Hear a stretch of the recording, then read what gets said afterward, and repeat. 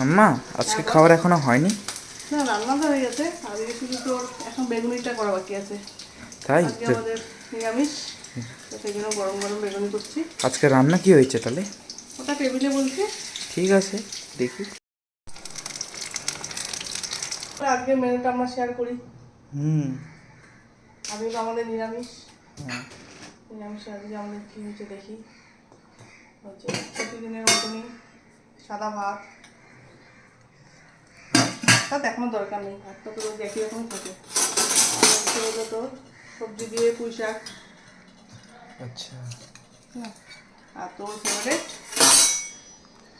পনির। পনির হয়েছে। এটা এটা কি পনির? পনিরের, হ্যাঁ, পনিরের রেসিপির নামটা আমি বলতে পারছি না। এটা যেরকম যেরকম আচ্ছা, মন চায় সেরকম সেরকম সব কিছু দিয়ে বানাই। দেখে অনেক টেস্টি লাগছে। হ্যাঁ, খেতে তো ভালোই হয়, এর আগেও বানিয়েছি। হ্যাঁ। দেখা যাক কেমন হয়।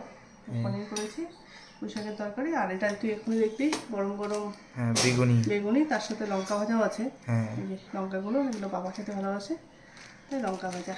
তো আচ্ছা। আজকের মতন আমাদের এটাই মেনু। আজকে মঙ্গলবার, আমাদের প্রিয় ভেজ। তো এটা আমাদের ভেজ মেনু আজকে।